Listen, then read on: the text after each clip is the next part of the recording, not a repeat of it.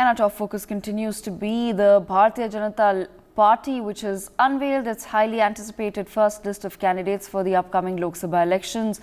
The first list has 195 candidates, including 34 union ministers. Prime Minister Narendra Modi will be contesting once again from his constituency of Varanasi. Home Minister Amit Shah will be contesting from Gandhinagar, and Defence Minister Rajnath Singh will be contesting from Lucknow. The list also includes heavyweights such as Lok Sabha Speaker Om Birla, former Madhya Pradesh Chief Minister Sivraj Singh Chauhan, and Health Minister Mansukh Mandaviya, amongst others. Other notable candidates include Manoj Tiwari, Bansuri Swaraj, C.R. Patil, Nishikant Dubey, and Suresh Gopi.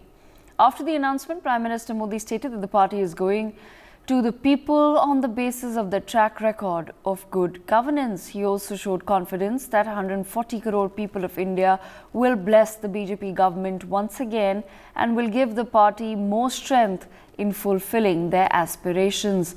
This electoral battle marks the first time the NDA will be confronting a united opposition under the banner of the INDIA bloc led by the Congress party. Prime Minister Modi has set out an ambitious target of securing 370 seats for the Bharatiya Janata Party alone, while the NDA aims to surpass the 400 mark. We first take a recap and a look at some of the key candidates announced by the BJP. Varanasi से माननीय प्रधानमंत्री जी नरेंद्र मोदी जी, अंडमान निकोबार विष्णु पड़ा रे,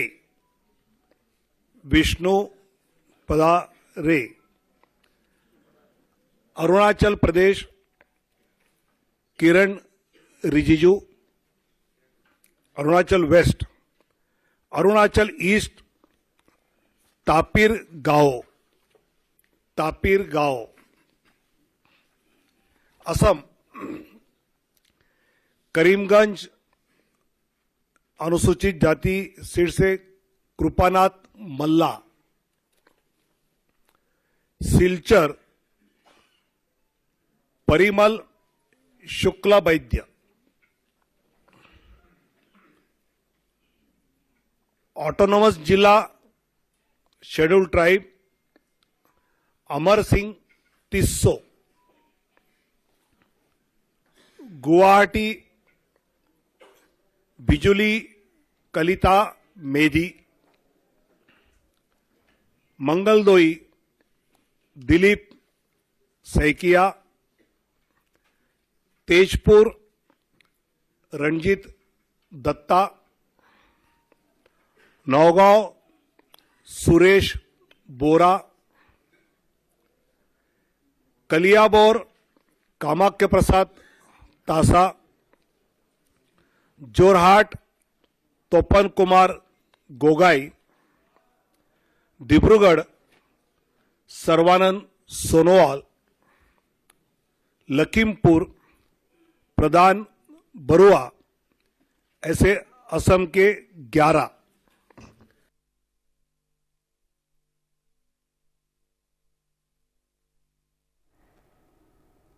Meanwhile, several BJP leaders have reacted to the announcements of their candidature. Quickly listen in.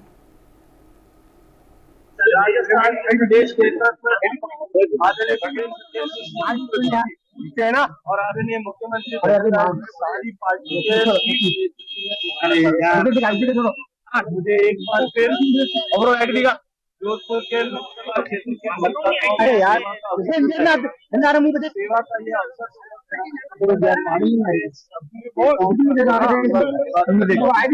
फिर से आप चुनाव लड़ेंगे, बीजेपी ने मौका दिया है, इसके लिए क्या कहेंगे? मैं सबसे पहले दुनिया के सबसे लोकप्रिय नेता और हमारे यशस्वी प्रधानमंत्री श्री नरेंद्र मोदी जी का, माननीय गृह मंत्री अमित शाह जी का, श्री राजनाथ सिंह जी का, हमारे पार्टी अध्यक्ष जेपी नड्डा साहब, हमारे महामंत्री संगठन बीएल संतोष जी का, पूरे पार्लियामेंट्री बोर्ड का धन्यवाद देना चाहूँगा कि एक बार पुनः उन्होंने आगरा सीट पर मुझ पर विश्वास और आस्था व्यक्त की है। ये मेरी टिकट नहीं है बल्कि आगरा की महान जनता की टिकट है और हम केंद्र सरकार की माननीय मोदी जी की लोक कल्याणकारी योजनाओं को, राज्य सरकार की योजनाओं को और हमारे बूथ अध्यक्ष से लेकर राष्ट्रीय अध्यक्ष जेपी नड्डा साहब ने जो परिश्रम की पराकाष्ठा से पसीना बहाया है, उससे निश्चित तौर से 400 पार सांसद आएंगे और 370 पार भी भारतीय जनता पार्टी के और 400 पार एनडीए के आएंगे। और जब मोदी जी ने लोकसभा में 370 घोषणा कर दी है तो हम सब लोग मन से, वचन से, कर्म से अपनी पूरी यथाशक्ति से उनके इस संकल्प को पूरा करने में अपनी जी जान लगा देंगे। राष्ट्रीय पुनर्निर्माण भारतीय जनता पार्टी का मिशन है और प्रधानमंत्री श्रीमान नरेंद्र मोदी जी के नेतृत्व में देश का अद्भुत और अभूतपूर्व विकास हो रहा है और जन कल्याण के कामों में इतिहास रचा गया है। हम सब राष्ट्रीय पुनर्निर्माण के मिशन के कार्यकर्ता हैं और पार्टी जो काम उचित समझती है वो काम पार्टी के कार्यकर्ताओं को देती है। अभी पार्टी ने हम जैसे कार्यकर्ताओं को चुनाव लड़ाने का फैसला किया है। राष्ट्रीय पुनर्निर्माण के मिशन में गिलहरी की तरह योगदान देने का अवसर पार्टी ने दिया है और प्रधानमंत्री जी के नेतृत्व में विकसित भारत का संकल्प पूरा होने वाला है। I'm very excited. I'm very honored because this is, as you know, after 18 years of public life and of serving in the Rajya Sabha, this is the first opportunity I have got to contest in the Lok Sabha, and that our Prime Minister and our Home Minister and our party president have chosen to field me as their candidate in the capital of Kerala, Trivandrum, a state that I belong to, state my family comes from, is a great honor. I'm very excited. I'm very happy. अगली लोकसभा चुनाव के लिए मुझे असम की डिब्रूगढ़ लोकसभा क्षेत्र से उम्मीदवार के हिसाब से भारतीय जनता पार्टी ने तय की है और मैं ये भी जानकारी देना चाहता हूं कि डिब्रूगढ़ मेरे जन्म स्थान है। डिब्रूगढ़ लोकसभा कॉन्स्टिट्यूएंसी की जनता ने मुझे 2007 से 2009 तक हमारे लोकसभा क्षेत्र की जनता को सेवा करने के लिए मुझे पहले भी उन्होंने निर्वाचित करके मुझे लोकसभा उन्होंने भेजा था। तो इस बार भी मुझे केंद्रीय समिति की तरफ से, राष्ट्रीय समिति की तरफ से ये मौका दी गई है। इसके लिए मैं परम आदरणीय प्रधानमंत्री नरेंद्र मोदी जी को, राष्ट्रीय अध्यक्ष हमारे जेपी नड्डा जी को विशेष रूप से धन्यवाद देता हूं और साथ में मैं असम के मुख्यमंत्री डॉक्टर हिमंत बिस्वा शर्मा जी और प्रदेश अध्यक्ष भवेश कलिता जी को धन्यवाद देता हूं। मैं इस चुनाव के लिए विशेष रूप से असम की जनता के चरणों में भक्ति भावनाओं से प्रणाम देता हूं। ये एक बहुत महत्वपूर्ण चुनाव आ रहा है और इस चुनाव में हमारा सबसे बड़ी शक्ति इस चुनाव में मोदी जी की गारंटी है। पिछले 10 साल में हमारे पार्टी इस देश के लिए बहुत काम किया। 2 साल पहले हम विश्व का 5th लार्जेस्ट इकोनॉमी बन गया। मोदी जी का 3rd टर्म में हम विश्व का 3rd लार्जेस्ट इकोनॉमी बन जाएगा। नेक्स्ट 20-25 ईयर्स में हम एक विकसित भारत बनाने के लिए हम सब काम कर रहे हैं और इसके लिए भारत का लोग आजकल बहुत भारतीय जनता पार्टी और श्री नरेंद्र मोदी जी से बहुत खुश है। केरला में भी बहुत चेंजेस आ रहे हैं।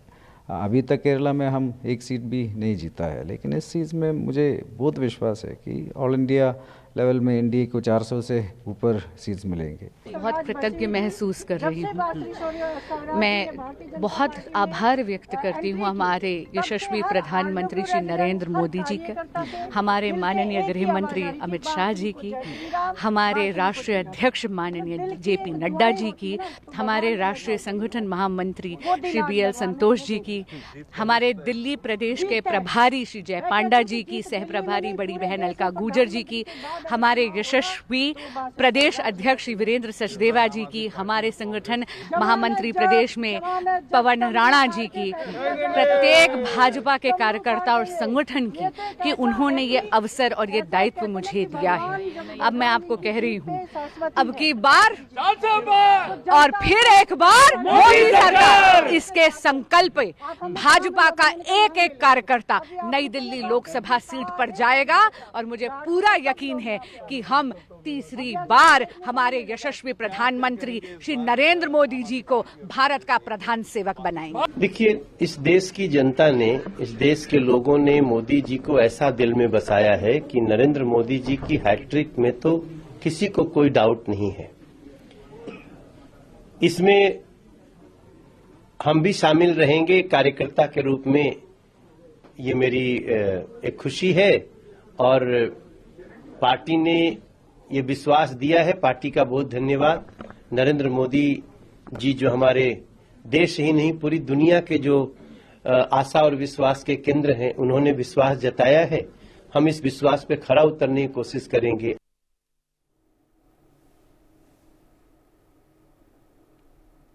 Meanwhile, my colleague Ajay Jandyal has spoken to BJP from Jammu, Jugal Kishore Sharma. Quickly listen into this exclusive conversation. Jammu Kashmir की 2 सीटों पर नामों की घोषणा हुई है, जिसमें जुगल किशोर शर्मा जो कि जम्मू से कैंडिडेट हैं, वहीं डॉक्टर जितेंद्र सिंह जो है उधमपुर से रहेंगे। मेरे साथ जुगल किशोर शर्मा जी है। जुगल जी, क्या कहेंगे? तीसरी बार मौका दिया है पार्टी ने। देखिए, सेवा करने का मौका है, सेवा भाव से काम करते हैं और देश के प्रधानमंत्री जी के नेतृत्व में, अमित शाह जी और जगत प्रकाश नड्डा जी के नेतृत्व में हमने काम किया है और सारे कार्यकर्ता भारतीय जनता पार्टी के जितने भी वो काम करते हैं। लेकिन जो मौका है किसी किसी को मिलता है और किसी एक को ही मिलना था। लेकिन मैं आभार प्रकट करना चाहता हूं शीर्ष नेतृत्व का और विशेष तौर पर जम्मू कश्मीर के नेतृत्व का भी, जिन्होंने कि मुझ पर पुनः एक बार फिर से विश्वास किया, मुझे इस योग्य समझा कि मैं लोगों की सेवा कर सकूं। मैं लोगों को विश्वास दिलाता हूं कि ये जो जिम्मेवारी मुझे मिली है मैं इसे बखूबी निभाऊंगा। मैं प्रधानमंत्री नरेंद्र मोदी जी, अमित शाह जी, जेपी नड्डा साहब का आभार प्रकट करता हूं कि उन्होंने मुझे जो जिम्मेवारी दी है, मैं विश्वास भी दिलाता हूं इस जिम्मेवारी को हम बखूबी निभाएंगे और सेवक बन के लोगों की सेवा करेंगे। कोई भी पहले इंडिकेशन थी कि आपको वापस टिकट मिल सकता है? क्योंकि ऐसा है, ऐसा नहीं होता।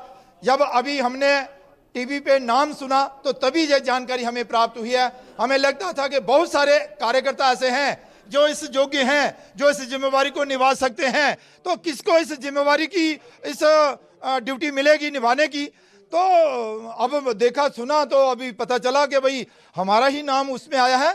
तो मैं केंद्रीय नेतृत्व और विशेष पर रविंद्र रैना जी जो हमारे प्रदेश अध्यक्ष हैं, अशोक कौल जी जो हमारे संगठन महामंत्री हैं, भारतीय जनता पार्टी का एक एक कार्यकर्ता जो पार्टी का काम कर रहा है, मैं उनका भी आभार प्रकट करना चाहता हूं कि आपने जो जिम्मेवारी मुझे दी है, मैं उस जिम्मेवारी को बखूबी निभाने का। प्राथमिकता क्या रहेगी? तीसरी बार मौका मिल रहा है, आखिरी सबका साथ, सबका विकास, विकसित भारत। धन्यवाद। रविंद्र जी, क्या कहेंगे? 5 लाख से ज्यादा लीड से जुगल किशोर जी जीतेंगे, बस इतना ही कहूंगा। आप सुन सकते हैं जुगल किशोर शर्मा जी, जिन्होंने कहा कि कोई जानकारी पहले नहीं थी और तीसरी बार जो है पार्टी ने मौका दिया है। कहीं ना कहीं बड़ा फैसला पर पार्टी का 2 नामों की घोषणा हो चुकी है, जिसमें जुगल किशोर शर्मा जो कि तीसरी बार जो है जम्मू सीट से जो है वो चुनाव लड़ेंगे, वहीं जितेंद्र सिंह जो है उधमपुर से चुनाव लड़ेंगे। बंडी निगरा के साथ Ajay Jandial, India news, Jammu. Meanwhile, post the announcement by the Bharatiya Janata Party, the Congress has now taken a dig. Pawan Khera has hit out the ruling party over its candidate list, stating, and I quote, "We saw that a lot of names were missing. The BJP leadership is not happy with the work that has been done by these leaders, those MPs who did not get the tickets." Listen in. से जिस तरह से एक के बाद एक इनके कुछ वरिष्ठ सांसद राजनीति से या चुनावी राजनीति से संन्यास लेने की बात कर रहे थे, तब समझ में नहीं आ रहा था क्या हो रहा है। क्या वो भारतीय जनता पार्टी की जो शैली है, कार्यशैली, उससे परेशान हैं, व्यथित हैं? गौतम गंभीर जी हो गए या जयंत सिन्हा साहब हो गए, क्यों उन्होंने ऐसा निर्णय लिया, ये जनता को भी जानने का हक है। फिर जब लिस्ट आई तो देखा कि कई नाम कटे हुए हैं, तो क्या जिनके नाम कटे हैं उनकी कार्यशैली से भाजपा के शीर्ष नेतृत्व खुश नहीं है? तो जब वही खुश नहीं है तो 5 साल का हिसाब कौन देगा जिन लोगों की टिकट कटी है उन सांसदों का? देखिए, ये परंपरागत कांग्रेस की सीट है। रघुनाथ सिंह जी लगातार 3 बार यहाँ के सांसद रहे हैं, पंडित कमलापति त्रिपाठी जी रहे हैं। ये बनारस पूरी तरीके से कांग्रेस के मिजाज का जो है शहर रहा है। बनारसी पान पर कोई टैक्स नहीं लगता था, बनारसी साड़ी पर कोई टैक्स नहीं लगता था। मोदी जी के समय आप सांसद हैं, देश के प्रधानमंत्री हैं, पान वाले पे भी टैक्स लग रहा है, साड़ियों पर भी टैक्स लग रहा है। पहले बनारसी साड़ी पर टैक्स नहीं था, पान पे टैक्स नहीं था, सब लोग आनंद लेते थे। आज सब जो लोग टैक्स दे रहे हैं, आज वही बनारस का पान महंगा हो गया, बनारस की साड़ी महंगी हो गई, सब कुछ आज महंगी होती जा रही है। मतलब सब चीज़ आपके आने से सब चीज़ें बर्बाद होती जा रही हैं, काशी की जो परंपराएं ध्वस्त होती जा रही हैं। For more such videos, subscribe to the NewsX YouTube channel, hit the bell icon.